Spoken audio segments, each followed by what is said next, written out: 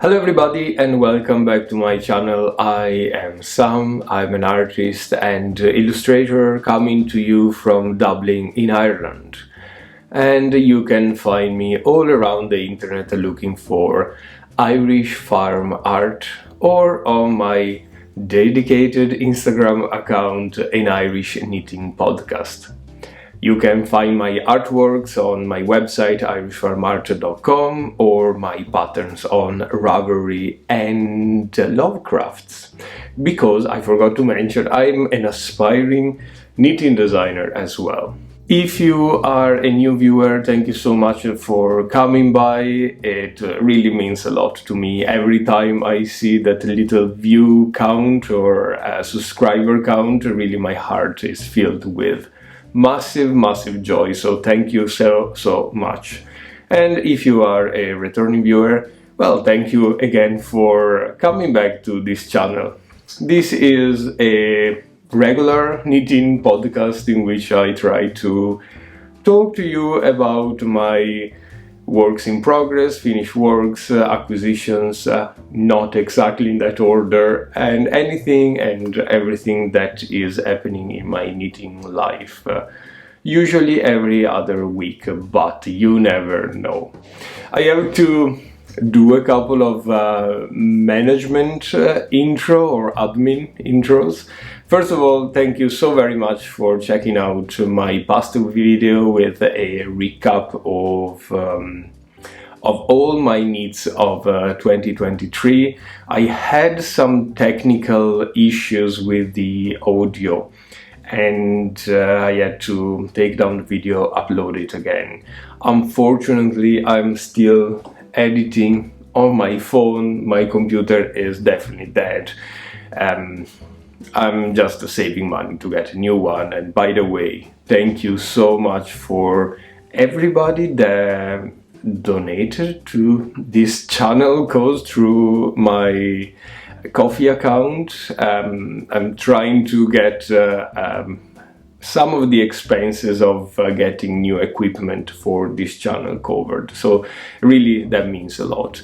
All the money from the pattern sales and coffee, of course, they go over there, as well as the subscription option on this channel, the merchandising, all of that. It's very awkward for me to not even ask for money, but put up this kind of donation thingy up, but really helps a lot because I'm making no money from this channel, so it's just out of pure desire of sharing and building this community that I am recording these videos. I really hope this video won't have those issues of audio, and one upload will be that one. The second admin thing that I want to mention is that I have decided, for my mental health and everybody else's, because if I talk to you about my mental health impacts on yours as well, I decided to take off podcast numbers. As you know, I just put a number on the title of my podcast just to keep track of that. But I have noticed that putting a number on the podcast really made me focus a lot on the growing of the channel, the algorithm, and all of these things that are just unwanted, useless pressure on myself. So I think something as small as taking out the number of the episode will definitely help myself to be a little bit more free in sharing and uploading without having to stick to a schedule or taking into account how many episodes I uploaded last year because they are numbered, and how many I should upload this year, all the way down to a monthly count of videos, which is craziness. I know that but that is how my mind works. I'm very eager to build this community on YouTube, and I know that the algorithm is not really kind, at least with my account. So taking out the numbers will help. Don't worry, because you will be able to sort your videos. I think there is like a little clock wheel thingy that you can click and sort your video by upload dates. So the latest video will be the last. Anyway, that was it in terms of admin. Let's start with addressing the massive elephant in the room here. This sweater is another new jumper that I made. Let me give you a little show and then I'll tell you all about this. This is a wonderful Setesdal Sweater by Sandnes Garn. I don't know why I did a little dance. It's the male version of the Setesdal Sweater. Apology, Norwegian friends, for the pronunciation here of Setesdal. It's just quite interesting. It's a full-on color work. You can see, I'm just raising my arm because I don't want to stand up too much. Start from the cuff and the waistband all the way up. We have this, is it called fleece pattern? So a white stitch, a contrasting stitch every number of stitches, and then we have this very, very beautiful color work. Let's talk about the construction first, and then I will give you a little bit of a flair on the yarn. The construction is from the bottom and up with a lot of sticking. Now, the pattern doesn't give you the sticking information, but you are supposed to knit, and I'm standing up anyway, you are supposed to knit until the armhole opening, and then knit backward and forward for the front and for the back until you get to the collar piece, and then at the collar piece you need to separate the fore part of the shoulders, which are going to be seamed in on the top. This is the first, how the pattern is more or less explained. We'll talk about the sleeves later. What I've done is, because I despise knitting color work, stranded color work, backward and forward, I'm alright with purling in color work, but only if it's a very small amount of purling. If it's this amount, backward and forwards, and then divided in 4 pieces, that is not my cup of tea. So the thing that I've done is to, first of all, bind off the underarm, as the pattern says, cast on 5 stitches that will be my sticking cut on each underarms. So at least I could get the pipe of the jumper all the way up until I had to divide the 4 pieces of the shoulders. Does this make sense?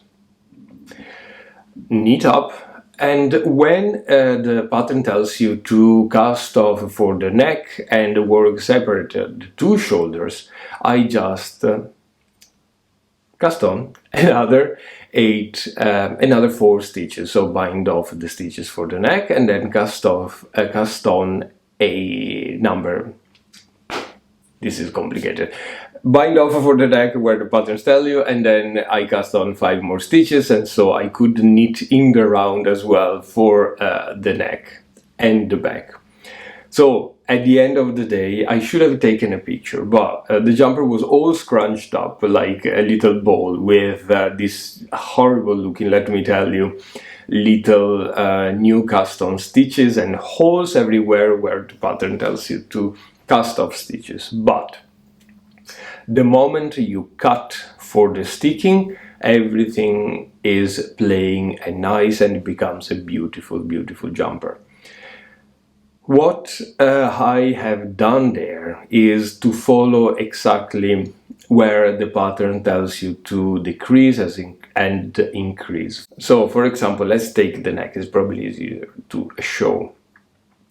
The pattern tells you to cast off a number of stitches or put the stitches on hold for the neck, and then decrease to 1, 1, I'm just saying numbers, for to create the neck shape. So what I've done is cast off, cast on 5 new stitches, and then decrease at the sides of the new cast on stitches as the pattern asks. So at the end you have a shapeless garment, but when you cut off, everything flattens down and you get the beautiful shape that the pattern is constructed. Now let's talk about the sleeves, because as you can see, although they are sort of drop sleeves, I don't have the terminology for this type of sleeve, but they are knitted in the round, of course. Apart from this very last piece that I actually knitted flat, the shoulder cup. It's how do you say that? Oblong type of shape that follows your shoulder shape. The pattern tells you to cast off a number of stitches for the underarm, and then at some interval cast off other stitching on each side in order to create this oval type of shape. Then you will sew according to the pattern. I think I did a decent job in following the pattern, although sewing is not my best skill, so I could have done a little better. I haven't made any other modifications apart from working this in the round. And if you are interested in understanding a little bit more how I kind of use the sticking everywhere in order not to knit flat, I'll be really happy to jump on a call or make a little video for you, so please let me know. For the sticking, I didn't use any machine basting anywhere because I knitted this when I was back home in Italy over Christmas. I almost knitted it. I just had a little bit of a shoulder left because I didn't have enough yarn over there. But the yarn is so great that it doesn't require any machine basting or any crochet reinforcement. And what yarn is it, you may ask? Well, it's a combination of woolly knits, super soft British wool that the lovely Roots from the Root Love to Knit podcast donated to me a massive amount of yarn, actually. I'm very grateful, so thank you so much, Root, if you ever watch these videos. Know that your yarn has put into a lot of joy and will be becoming a number of garments probably. And the color is Stormy Blue, if I am correct. The white one is Ecru by Host Garn. It's another super soft yarn.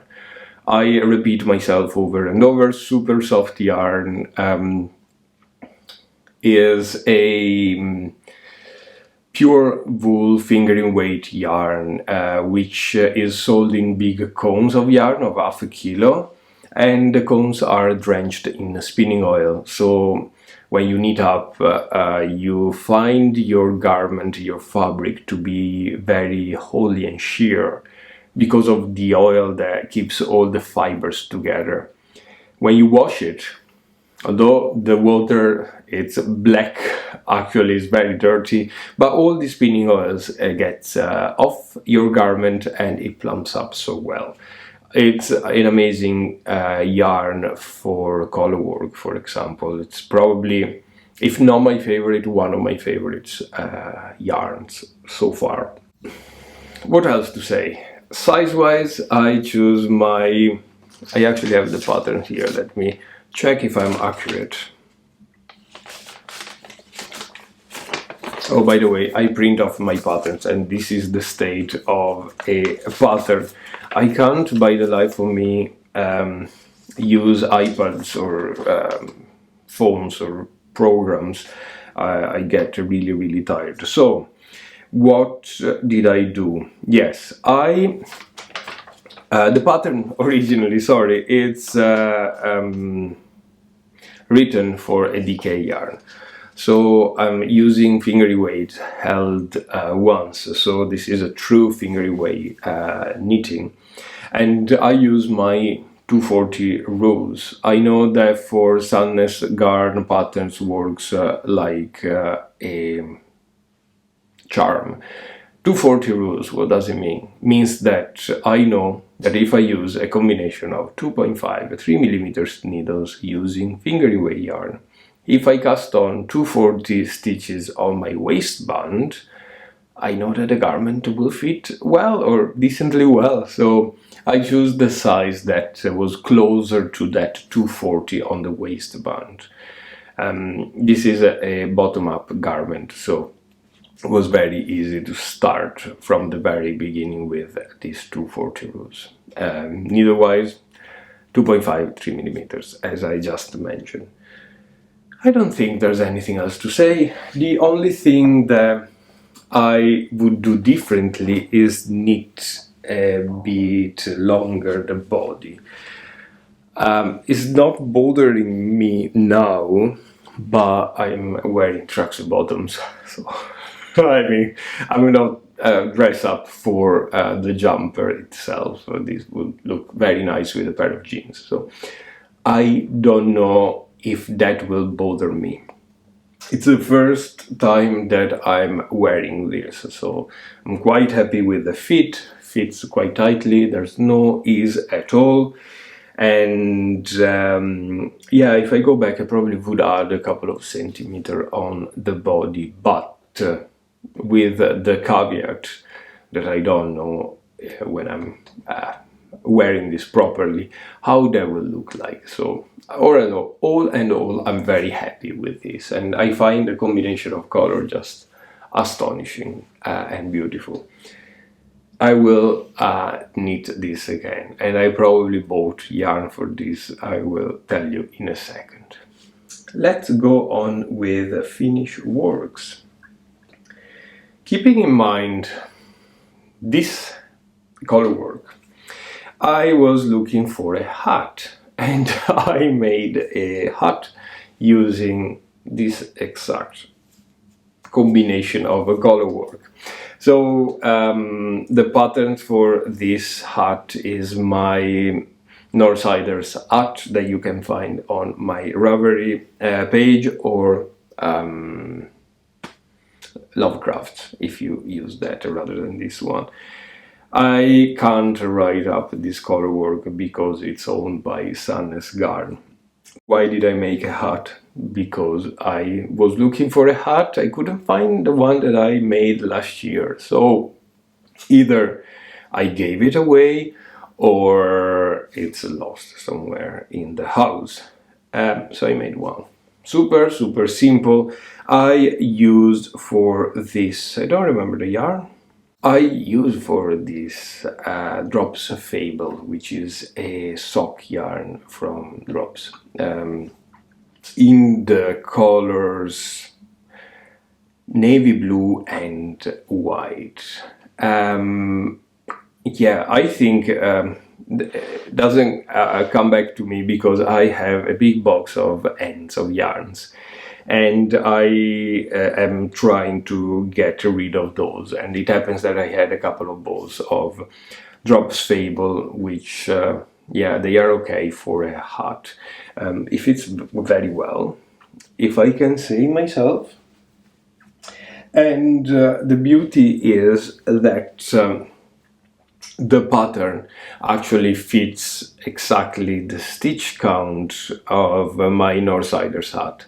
So if you happen to own this one and happen to own my Northsiders hat pattern, just make it, because it's just so beautiful.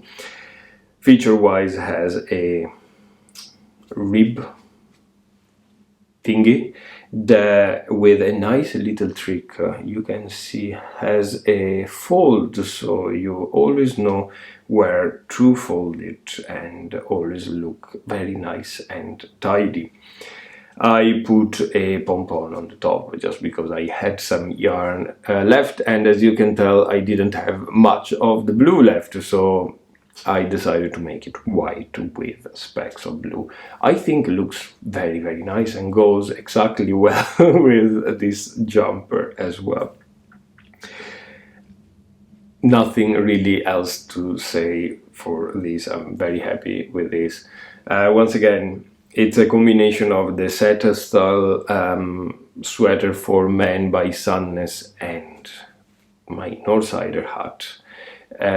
Yeah, that's it. Very, very quick and brief. By the way, it's very, very nice to film another podcast. It's been so long since I sat down, had a chat with you guys, updated you on my knitting.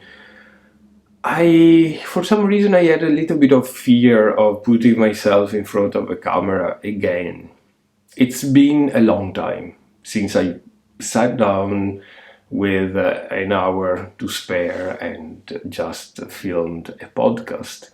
As you know, I have been through surgery on my teeth last year in November, and for about a month I couldn't speak properly or decently, and after that I went to Italy because it was Christmas. I caught a flu, by the way, in Italy, and I was in bed for much part of my vacation, my days over there. Though I'm working remotely, so I could still keep on working. Nobody in work knew, which is the bad thing of working remotely, but that you have to, or you're kind of working even if you're sick. But yeah, I wouldn't go back working in the office ever, by the way. Let's go on with the finished works. If you follow me on Instagram, you've seen this. This is my complete obsession. I'm absolutely obsessed with these mittens. These are a pair of felted mittens that are absolutely, absolutely gorgeous. The best thing I have knitted probably this year, comprised last year. I mean, these jumpers are nice and complicated and I wear them a lot, but the feeling of these mittens, unreal. Let me give you some background and then I'll tell you more about the mittens. So I was back in Italy. As you know, I come from the Venetian region up north in the Dolomites Alps. And we have a lot of ski resorts over there, a lot of snow and all of that. And I was there for a couple of weeks. I went when my flu was better. I went to do some shopping, of course, for Christmas, and I found this sport shop that sold like ski gear and stuff like that. And they had these lovely, lovely boiled wool mittens, they are called. They're like this, precisely like this, probably a little wider.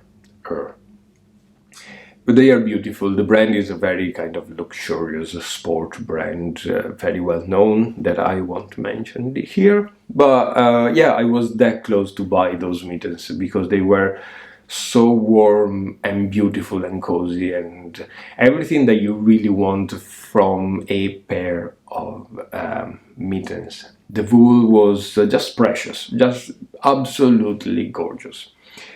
I couldn't really justify spending that amount of money, and we're talking about €150. It's a lot of money for a pair of woolen mittens. They are not handmade, they are made by a machine. €150, it's a lot of money.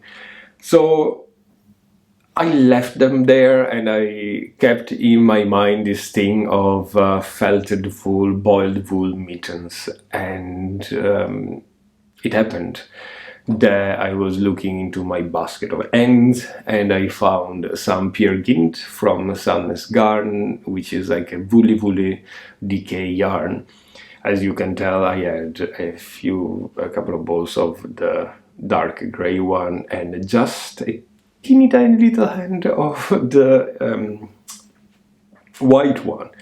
And I tried to come up with some sort of pattern that would allow shrinkage to happen with felting and make something that resembled the pair of mittens that I saw. And I think they turned out just gorgeous and amazing. Now, the yarn I just mentioned is a DK yarn from Sandnes. I think for this type of situation you can use any woolly DK yarn. Now, I'm in the process of writing down the pattern after all the lovely messages that I received on Instagram and here when I posted this picture. So that will come. I'm still thinking about yarn, but I probably will stick with Sandnes Garn because it's just quite easy to find in Europe, apart from Ireland. It's not easy to get it in Ireland, but Europe it's okay. And it felt really well.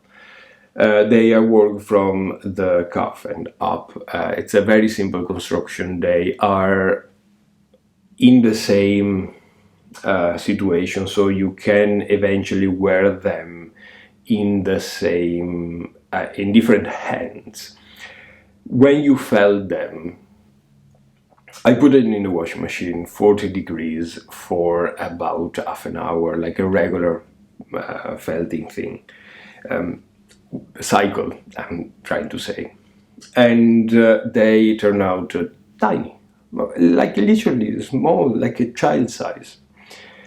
So I was like, I ruined them, I'm gonna start again. Then I tried to stretch them over my hands, and magically they came up beautifully. If you've seen my picture, I let them dry on the top of sock holders. I don't have them here to show you, but basically I put the sock holder, the leg side, inside here. I put some stuffing in the thumb, and they dried up like this. And yeah, they are just gorgeous. I wouldn't modify anything, stitch count or felting technique, because I think this turned out just amazing. They are very hard, but that's a good sign because it means they are very warm. I am going to use this a lot.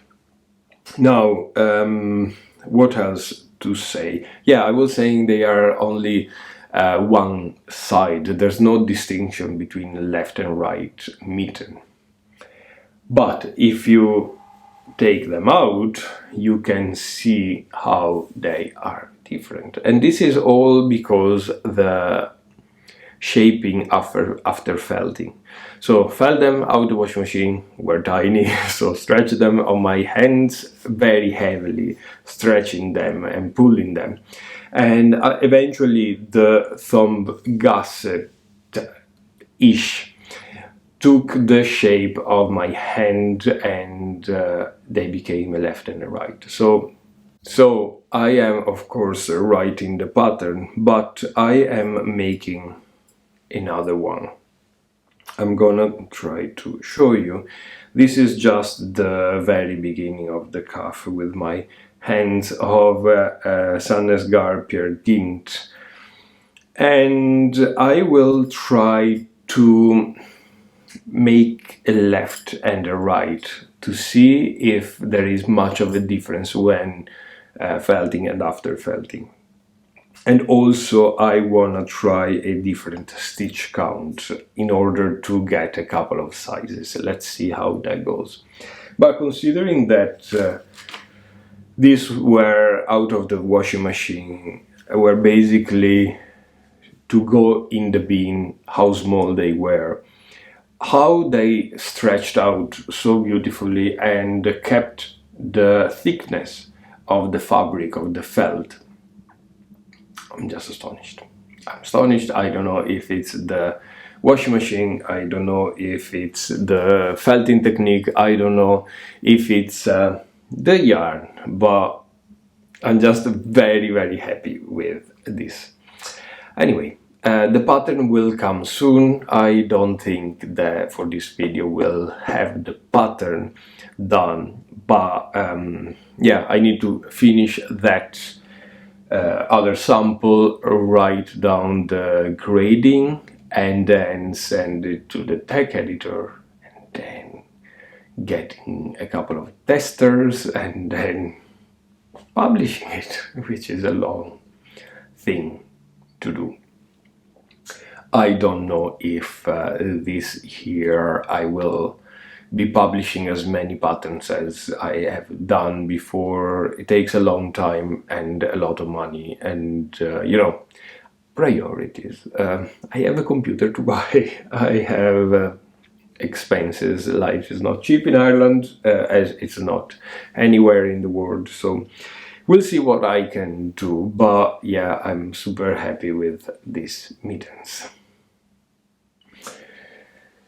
So this leads us to the works in progress, and this is my first work in progress, of course, the felted mittens situation, number 2.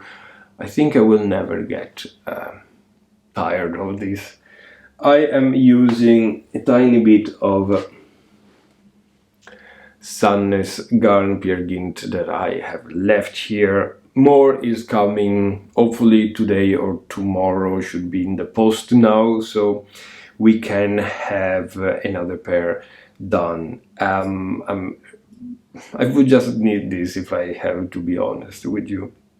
I'm using DPNs, and these are my favorite DPNs. These are from Knit Pro. I think they're called Zing, and I keep my DPNs in a desk pen holder all together, so the fact that they are colored allows me to pick them up by number right away without having to look for the number or read them, and they're just very pretty and very functional. They're not too expensive, although I am finding more and more difficult to get them. Why am I talking about this? I am using DPNs because I don't have this size in any circular knitting needle. This is a 4.5. The biggest needle that I have is a 3.75 in circulars. I should probably get myself some circular in 4 and 4.5, just because it's handy to have. Anyway, that was the first work in progress. Second work in progress is losing stitches. It's a jumper. This is a Saga jumper, one of those, and it's all scrunched up in a teeny tiny little circular needle. This is a number 3. But believe me, it's the ribbing of a jumper and is done in this beautiful black yarn. I don't know if you can tell how pretty the fabric is. There's probably some fluff now, but I'm astonished about this yarn. So the sweater first and then the yarn. The sweater is, I have it written here because my mind is all over the place and I can't remember the name. So it's a pattern for sale from Navia, which is a Danish yarn brand. I've talked about Navia before on this podcast with Miss Feelings. I bought a lot of Navia from Hobby, that Danish website. I thought I loved it, and then I ended up not liking it. It's really toothy as a yarn and doesn't get any softer when you wash it, so depends what you like. I won't linger into the Navia yarn situation, but they have beautiful patterns. I really recommend you to follow them on Instagram because they have just the most amazing garment patterns that you can imagine. And this one that I will try to put an image here just stuck out and took my heart, and I had to make it. This is the Navia sweater with raglan NB58. It's a gorgeous raglan sweater written for Navia Duo, which is their sport weight yarn. Now, I don't find myself too fond of that specific yarn from Navia, so I wanted to try Thin Pear Gynt by Sandnes Garn. It's the same combination of the regular Pear Gynt, but is a two-ply finger weight yarn, which in my mind is just amazing. I love Pear Gynt DK, but I find myself using finger weight yarn more often for garment than DK yarn. DK is a little bit too heavy for my liking. So I really wanted to try. And I got a jumper quantity in this beautiful light gray and black. 7 balls of black and 4 of light gray. It's a very new yarn. Let me give you some details on that. So it was created in 2022, so it's a very new yarn. It's a finger weight 200 meters by 50 gram per ball. And the balls sell for around a €5. You can find them for $4.50 in some website. So if you think about a 205 meters, you just don't need many balls to get a jumper done. So I think for the price, the quality of the yarn, the ethics of Sandnes, this is a gorgeous, gorgeous choice. And yeah, the first thing that really occurred to me is how beautiful the fabric turns out. It's super even, and yeah, it's just great.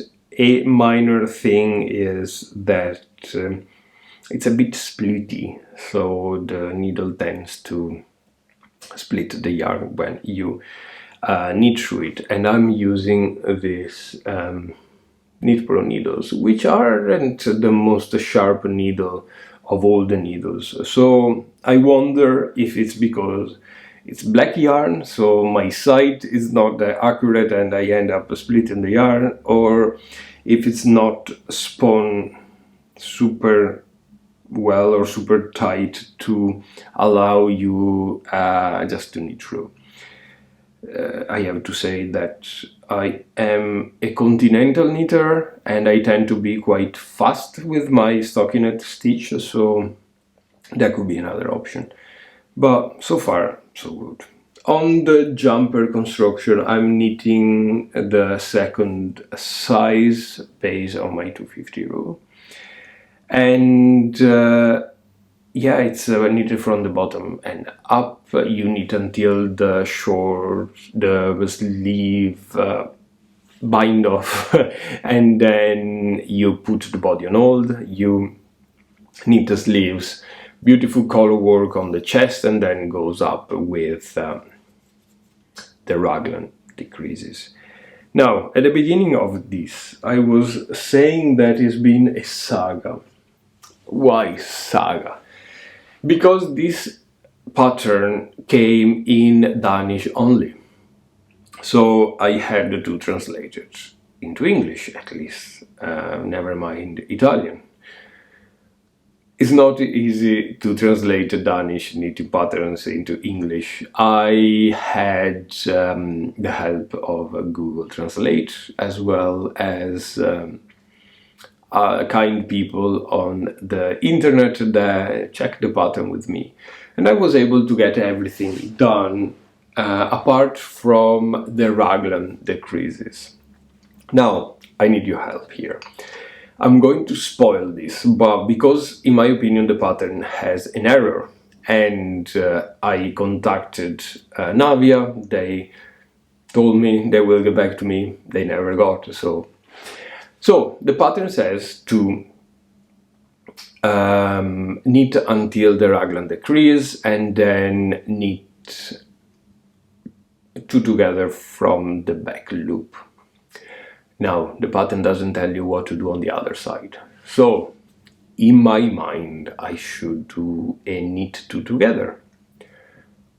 What would you recommend? So, from one side, knit two through the back loop, and on the other side, knit two together. I'm putting that up to you. Please let me know what would look nice with the knitting through the back loop.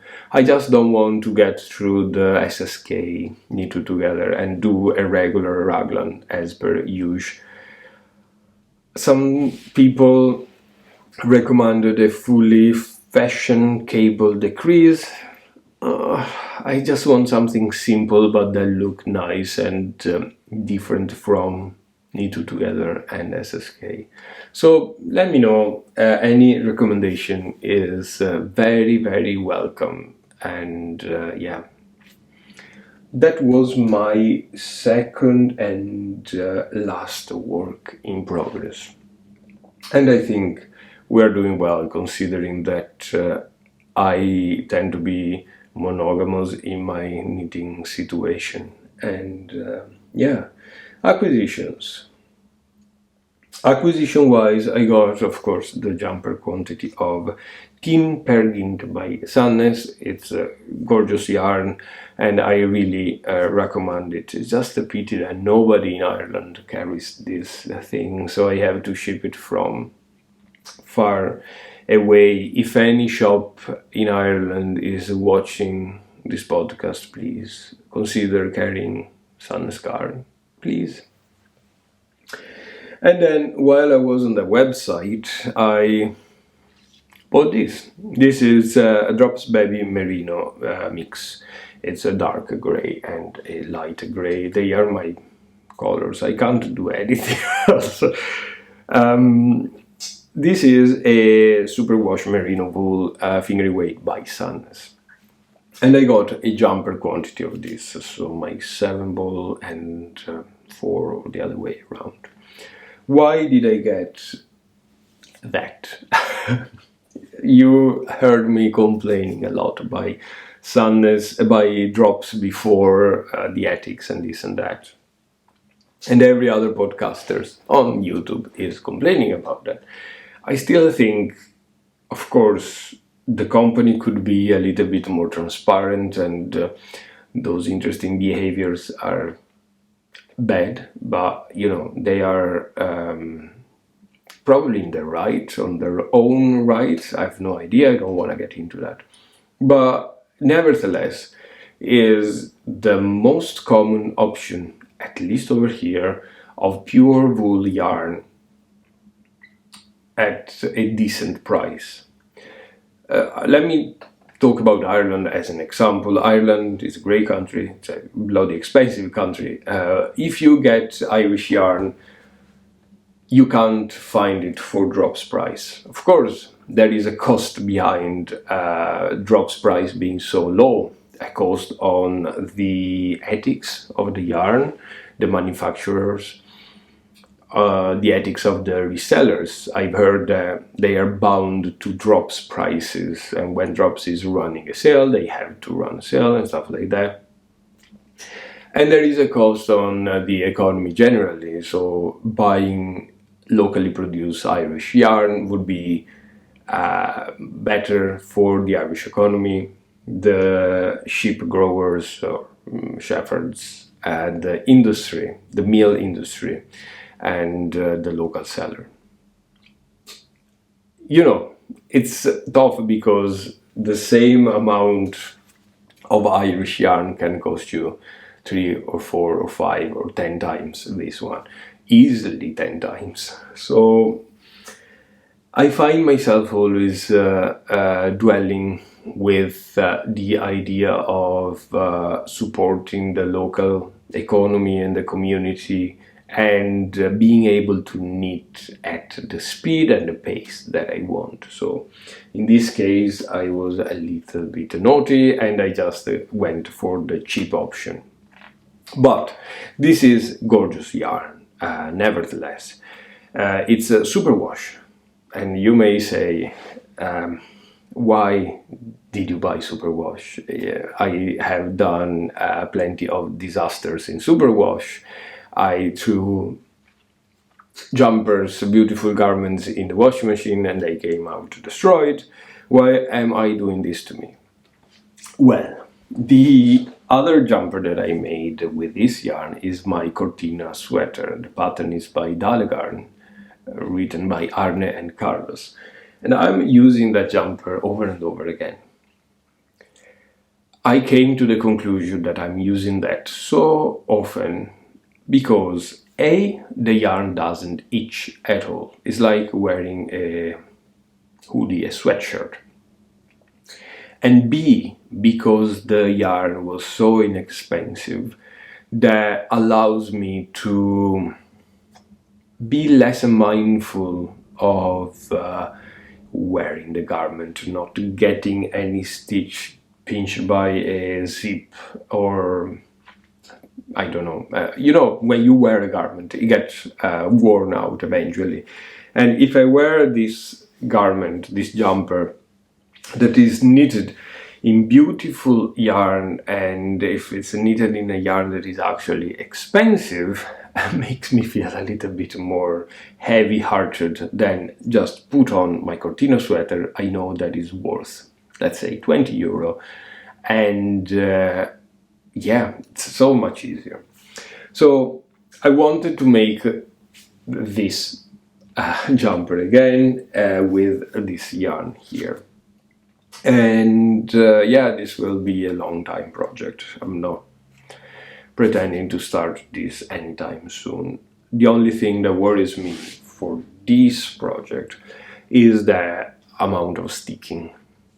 So the Cortina sweater knitted in this yarn is sticked as well, but we only have the sleeves, and I use machine basting everywhere in order to get the sticking secure. I don't know if this amount of sticking everywhere will hold up well. We'll see. A good option would be to find a raglan construction or a saddle shoulder construction which doesn't imply any sticking. I really would love some color work. If I hadn't started this Navia sweater with Peer Gynt, I would probably make it with the Drops Baby Merino, because it's just exactly what that yarn will look nice into, if it makes any sense.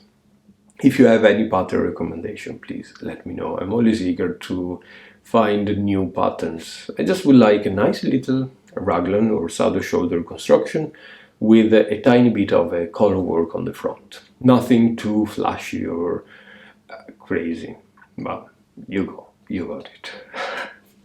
Anyway, I think that's it for today. This video is probably going to be a little bit shorter.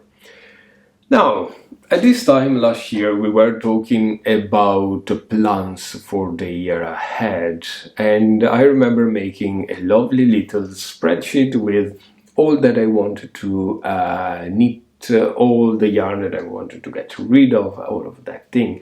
Did I follow the spreadsheet? Absolutely, absolutely not. This year, there won't be any spreadsheet. But one thing that I had achieved, or that I was able to achieve last year, was actually to get rid of a lot of yarn. I used a lot of stash yarn. In fact, if you see my last year's podcasts, you can't see many acquisitions happening. I wanted really to focus on destashing yarn, and I think I managed quite well. I used to have 2 big trunks full of yarns, and now I have 1 and bits and bobs here and there that I'm using to make mittens, for example. So I am not going to say this, but this year I want to be a little bit more free in buying yarn and a little bit more mindful. Mindful in the meaning that I want to buy yarn that I feel comfortable with. Before, I bought weird yarn, variegated yarns, yarns with stellina, odd colors that I thought would look nice on me. This year I want to be mindful in terms of the fibers. I want to get yarns that I know I could wear, I know I could knit with easily. The likes of Setesdal Garn, the likes of Sandnes Garn, this type of yarns. And colors that I actually enjoy wearing. You see, I wear grey, I wear whites, I wear blacks and blue. I'm not going to force myself to buy, I don't know, mustard color or brown, because I see that every other podcaster is knitting in beige and brown and warm colors. They don't look good on me, on my features. So I'm never gonna wear them at all. In fact, I gave away all my brown and beige and mustard color jumpers that I made last year because I'm never gonna wear them. So I'm gonna stick to my true self, not putting any pressure in terms of producing, in terms of getting the podcast up every week, or knitting 25 jumpers, putting them on Ravelry straight away, or creating new patterns, becoming a designer. We know that is not going to happen anytime soon, if it didn't happen before. So we are here. We're just trying to survive. I have a few patterns on Ravelry.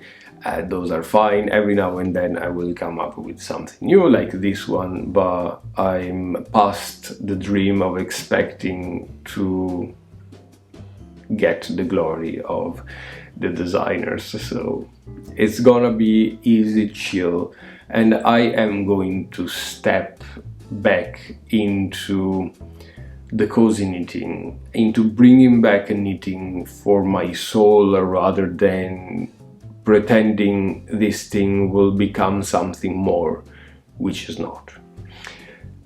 That's it. I think as a plan for 2024 goes, this will be it. I'm just gonna look for patterns that makes me happy, gives me joy, or as It's a Sarah from It's a Sarah podcast, she says, that makes your heart jump. So that's basically it. I really hope you enjoyed this podcast. I know we are a little shorter in terms of time, but yeah, I just wanted to say hi and spend some time with myself and you, eventually talking about knitting.